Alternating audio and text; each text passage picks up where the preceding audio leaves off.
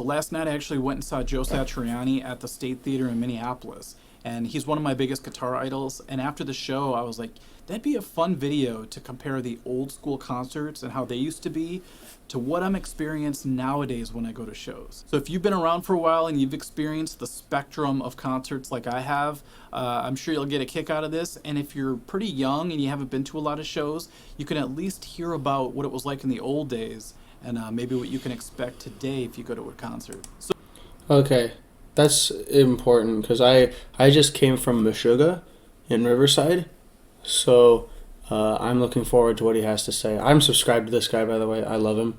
I love Mike from The Art of Guitar. And so I saw this video in my recommendations. I'm like, oh, interesting, because I just came from a concert, so this is perfect. So one of the biggest differences right off the bat, it's really obvious, but ticket prices. When I was looking up old school Metallica tickets from back in '91, I noticed that some of them said $22.50 or $25 or something like that. And I remember our tickets being around that price as well. But think about paying $25 for a concert ticket today. It just would not happen. For the Joe... Yeah, I paid like $35 a piece for like 3 tickets for the Meshuggah show. I took 2 friends. It was $35 a piece, which isn't bad. But there were shows they were playing in like LA and San Francisco, I think, that were like 200 range, I think. Pretty crazy. Satriani show, I looked for 2 tickets on the main floor and it came to over $500. And even though I love Joe, I wasn't expecting it to be that much, so I actually found a single ticket that was right up in the front row but way to the left for around $100. So it does pay to kind of pick and choose these days. Nice. But the difference is back in 1991, bands made a lot of money off of album sales, which they can't really do these days. Another thing that's a lot different, at least for me, now this might be age-related, but it's the anticipation you feel before a concert. So in the olden days, a concert was an event, and it seemed like everyone around you shared in the build-up to it, including the radio stations. So our local metal radio station would announce a concert. And then the next day, you could go to Dayton's. I don't know if anybody remembers Dayton's. And you could stand in line to buy your ticket. And once they gave you the physical ticket, it felt like you got the golden ticket from Willy Wonka or something like that. I would protect it with my life. I would keep it in my wallet. It never left my possession. And then building up to the concert, all your friends would talk about, going to the show. And the radio station would play the music of the band that was coming. And especially the day of the concert. They would sometimes play just Metallica, for example. And I recall being on the school bus, just buzzing with excitement, talking to our friends about going to the show. And we even worked out which t-shirts we were going to wear because we didn't want to wear the same shirts sitting next to each other. But the anticipation factor today doesn't seem as strong. Once again, it might be an age-related thing. But when you get a ticket, I guess you could open up the app on your phone and look at it. It just doesn't feel the same as holding the physical ticket. And because I don't listen to the radio anymore, I can't share in the excitement of the DJ or other people that are calling in excited to win tickets for the concert. The crowd... Okay, so the anticipation is manifested differently, and I think it's more of... I don't think it's as much of an age thing, really, as much as it is of a... tastes have changed. Right? Like, I think this kind of anticipation still exists, but it's not... Obviously, you're missing the physical aspect of it, because for my tickets, and I'm pretty sure for most tickets nowadays, they're online tickets. Like, they have a scanner for your phone and such, and it's all a digital ticket. And all I am really able to do is print out a receipt of the ticket, which isn't the same. It's different from when, like, I went to see Metallica S&M. I saw S&M 2 with my dad in the movie theaters when they came out, and that was awesome, and I kept the physical ticket of it. I don't know if he kept his or if it's gone or something, because I think I lost it, but I did keep the ticket for a while. Yeah, I think it's not so much an age-related thing as much as it is a taste of music, though, because, like, the one of the friends I went to was more into thrash metal than extreme metal, but it was still a metal show, and it was his first show alongside mine, so he came with me. And then the other guy, he doesn't listen to metal at all, but he was willing to go for the experience, and he was willing to drive us, so that was great. But It's it's weird. I guess I can't really say too much about this because I don't know very many people my age that would be this anticipated to go to a concert. Like a concert that I would like to go to. You know, it's like it's more so a lot of like older people. I suppose older people comparatively. You know, like if I bought like a AC/DC ticket with my dad or something, it would be a lot of old people talking to me, or older people, like my dad's age and maybe older, talking about it, because there's a lot more adults I know that listen to that kind of music, or the kind of music that I like, than younger people. I think the anticipation is still there, but it manifests differently, really. It seemed to be a lot different. With that early Metallica show that we went to, I remember being scared for my life. Because we walked in and they didn't really have a metal detector. They would just give you a weak pat down and be like, all right, go ahead. So we didn't know who was carrying what. We were surrounded by guys in leather jackets and chains and spikes, long hair. Yeah. And we're these little teenagers just kind of looking around, trying not to get beat up. But there were fights that were breaking out, and people would walk by you holding beer and they would spill on you. It was just a crazy scene. We almost felt like we were walking through a prison yard or something, trying not to get killed. But nowadays, when I go to concerts, it might just be the shows I'm going to now. Because now if I go to a Metallica show, a lot of people are a lot older now. They're bringing their kids. It's a different vibe. Yeah. But you walk through a metal detector, then you're kind of free to roam around. You get a hot dog and something to drink, and you take your seat. That element of danger isn't there anymore as far as I'm concerned. And then in the early days, when you did get to your seat, you didn't know when the show was going to start. Okay. Yeah. That is the interesting bit, because, I think stuff is a lot safer nowadays. I mean, security measures are still a little here and there, I think. I mean, going to the one I did, but it's still, how do I put it? Yeah, the danger is less prominent. I mean, the show I went to, the Meshuggah show, was less dangerous than the way he's describing it. And that was a mad show. I mean, the pit was like half the floor for Meshuggah. And there were people with their drinks and stuff, but it wasn't nearly as to this degree as he's describing. So I don't... Yeah, the element of danger isn't there. I don't know if that's necessarily a good thing or a bad thing, because I get that the element of danger would be nice to have for some situations, because it's like, danger's fun and attractive and, cool, it's danger. But, I mean, there was some person that brought their 4-year-old daughter to the Meshuggah concert, and the band before them, In Flames, the vocalist shouted her out because he had her on his shoulders, and the whole crowd went nuts when the vocalist shouted her out. That was awesome. They dedicated a song to the little girl. It was hilarious. Element of danger is significantly decreased. I think I know what he's going to talk about with the subjective start times too, because it's a very strict schedule now. Like, the first act started at this time for my show, and then the next act started at this time, and then the next act started at this time, and it was it wasn't like completely punctual. Like, there was a variance a little bit, but you could tell that there was a schedule and the time needed to get back on the road. So interesting. For example, when we saw Metallica with Guns N' Roses, I believe Guns N' Roses was like 45 minutes to an hour late. Oh my gosh. I think Axl was still in a private plane showing up to the venue. Wow. Late, and we're all sitting there in our seats going, GNR, and Axl wasn't even there, from what I heard. So the show start time was very sporadic, and sometimes they would throw an opening act on. You never really knew what to expect.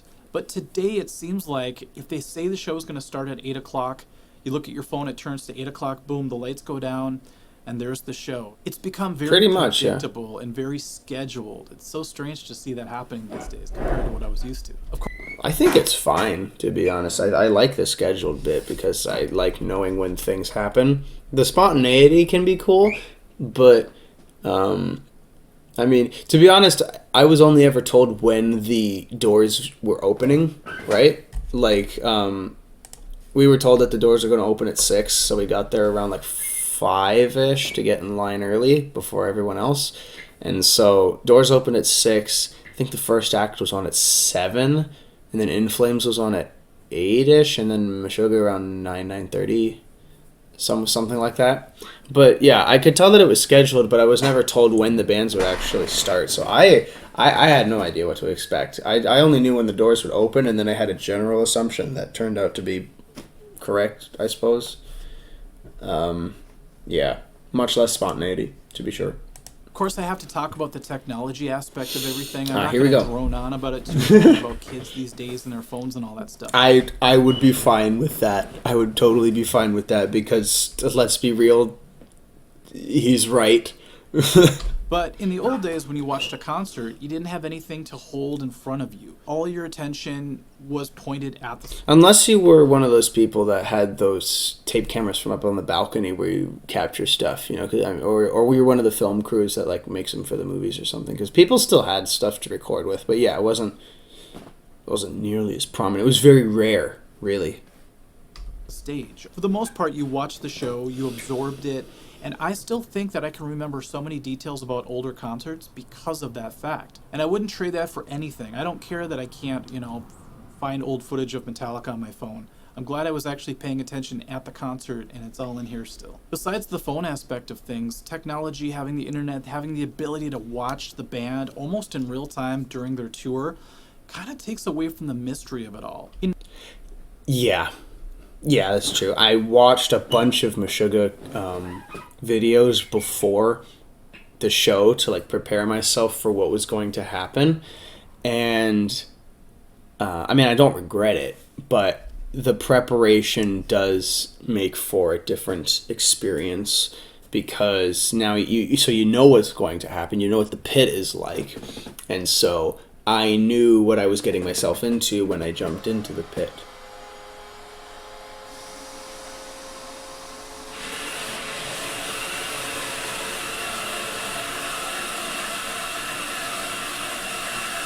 Okay, that scared me.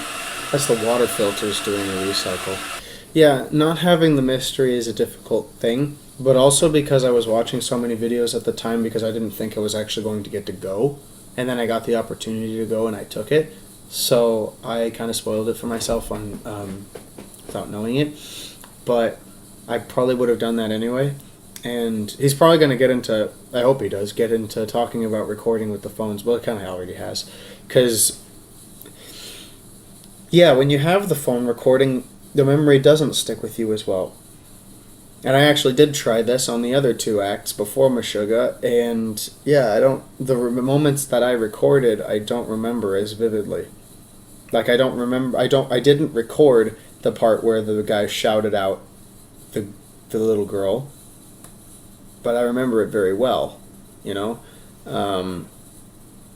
and they played 2 unreleased songs for their new album. In Flames played 2 unreleased songs from their new album, and I recorded one of them.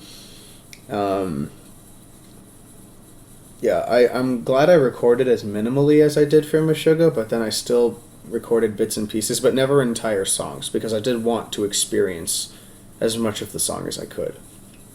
Like, I know I recorded, like, the ending of Ligature Marks, which is, like, my favorite harmonies from Meshuggah, but I still remember it very vividly because I wasn't looking through my phone. I think that's the key part, is that I wasn't looking through my phone. I was still looking at him, and I was close enough. I forced my way up to the front, and I was close enough to where I could see the Ibanez logo on his guitar.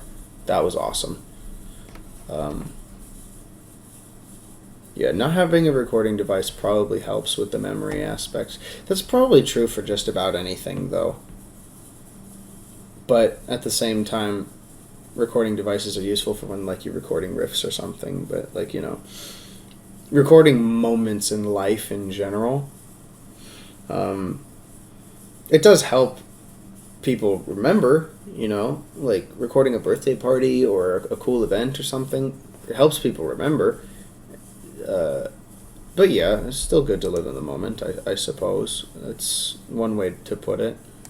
In 1991, you really didn't know what to expect, so you'd show up and everything was such a big surprise. I was like, oh, look at the stage, it's like a huge hexagon. There's multiple microphones all over the place. I didn't know which songs they were going to play. Nowadays you can look up the set lists of any band that's currently on tour. Yeah, I knew the set list for the show already. We really didn't know if there was going to be an opening act And so everything was a big surprise for us. So nowadays I have to purposely stay away from spoilers. I don't like to look up what the band is doing on this particular tour. I'll watch older tours, of course. But when it comes to seeing a band today, I want to show up and be just as surprised as I was when I was a teenager going to see concerts. Now here's the biggest thing that I noticed. The volume of concerts have changed quite a bit. At that Metallica show, the drum tech came out before the band came out, and he hit the kick drum, and it was like an explosion went off. We all jumped. It felt like somebody kicked us in the chest or the stomach. We looked at each other like, oh my god, if just the kick drum is that loud, what's it going to be like when the whole band comes out? And they came out, and it was this sonic assault. It felt like every cell in my body was vibrating. I just couldn't believe the sensation. And so I really felt like I was part of the show. Not only was I hearing and seeing my favorite band, but I was feeling it in my entire body. It was incredible. And so I have to admit something, and it's kind of embarrassing. Because I have that standard of old school concerts in me, when I went to see Joe the other night, the first thing I noticed is that it felt really weak. And I thought it was because I was way up front and the main PA speakers were above me. Joe came out and started playing, and it sounded like his guitar was echoey, sort of in the background. But what confused me was I was sitting right in front of all of the subwoofers. So I thought, this is going to be intense, it's just going to be a sonic assault the entire time. Because I noticed the drummer was Kenny Arnoff, one of my favorite drummers, and he could rock a solid groove.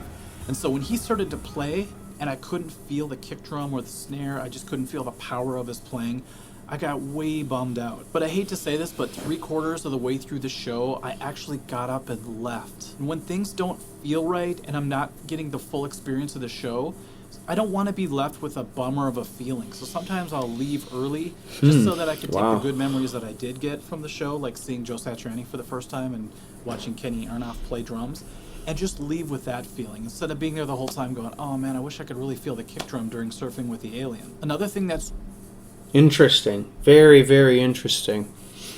At that point, I would say it depends on who you see, because maybe it's just because of my lack of experience with concerts.